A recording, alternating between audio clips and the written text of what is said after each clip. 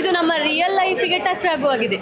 ಈಗ ನೀವು ಉಳಿದ ಮೂವೀಸ್ ಎಲ್ಲ ಕೆಲವು ಸಲ ನೋಡಬೇಕಾದ್ರೆ ಓವರ್ ಸ್ವಲ್ಪ ಜಾಸ್ತಿ ಫೀಲ್, ಬಟ್ ಇದಾಗಲ್ಲ, ನಾರ್ಮಲ್ ಆಗಿ ಅಥವಾ ನಮ್ಮ ಡೇ ಟು ಡೇ ಲೈಫಲ್ಲಿ ನಾನು ಸ್ಕೂಲಲ್ಲಿ ಇದ್ದಾಗ ಹೀಗಾಗಿತ್ತಲ್ವಾ, ಹೌದಲ್ಲ, ನಾವು ಈ ರೀತಿ ಪಾರ್ಲಿಮೆಂಟ್ ಎಲ್ಲ ಮಾಡ್ತಿದ್ವಲ್ಲ, ಇದೇ ರೀತಿ ಮಾಡ್ತಿದ್ವಲ್ಲ ಅಂತ. ಮತ್ತೆ ನಮಗೆ ನೋಡಿ ಹೊರಗಡೆ ನೋಡಿದಾಗ ಒಂದು ಆಕ್ಟಿಂಗ್ ಆಕ್ಟರ್ ಅದನ್ನು ಕಾಣ್ಬೋದು. ಆದರೆ ನಾನೊಂದು ಆ್ಯಕ್ಚುಲಿ ಒಂದು ಇಂಟ್ರೆಸ್ಟ್ ಇದ್ದ ಒಂದು ಪರ್ಸನ್ ಆಗಿ ಹೇಳ್ತಿರೋದು, ನನಗೆ ಮ್ಯೂಸಿಕ್ ತುಂಬಾನೇ ಇಷ್ಟ ಆಯಿತು.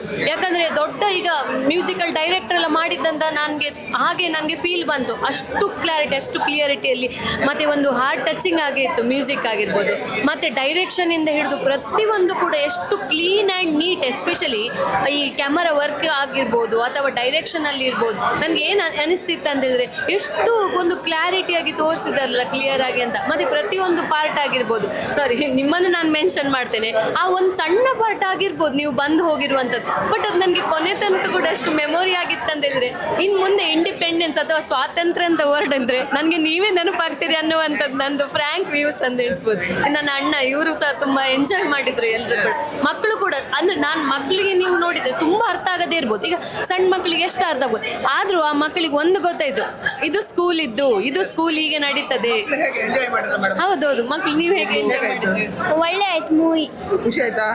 ಕಾಮಿಡಿ ಎಲ್ಲ ಖುಷಿ ಆಯ್ತಾ? ಹೌದು. ಈಗಿನ ಮಕ್ಕಳಿಗೆ, ಈ ಜನರೇಷನ್ ಮಕ್ಕಳಿಗೆ ಇಂಥ ಫಿಲ್ಮ್ ಬೇಕು.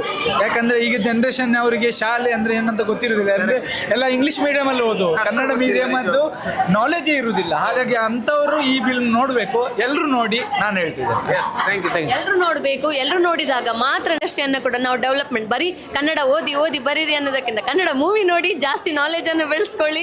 ಸೊ ಕನ್ನಡಕ್ಕೆ ಜೈ. It was very nice. ಸತ್ಯ ಹೇಳ್ಬೇಕು ಹೇಳಿದ್ರೆ, ನಾನು ಮುಕುಂದನ ರೋಲ್ ಪ್ಲೇ ಮಾಡಿದ್ದೆ ನಾನು 10th ಅಲ್ಲಿರುವಾಗ.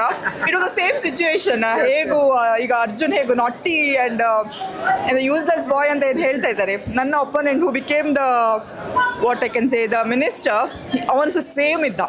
Like he was a very notorious, but actually ಅವನು ವಿನ್ ಆಗಿದ್ದ.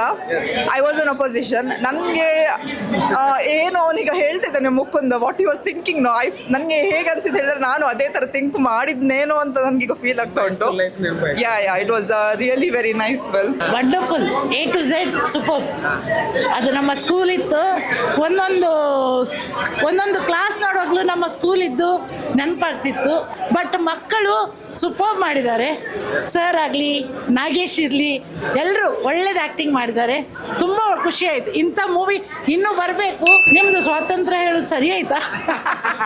ಹೇಳಿ ಸರ್ ಒಮ್ಮೆ ಸ್ವಾತಂತ್ರ್ಯ ಹೇಗೆ ಹೇಳ್ಬೇಕು ಹೇಳಿ? ಸ್ವಾತಂತ್ರ್ಯ. ಸ್ವತಂತ್ರ ಸ್ವಾತಂತ್ರ್ಯ. ಸ್ವಾತಂತ್ರ್ಯ. Thank you.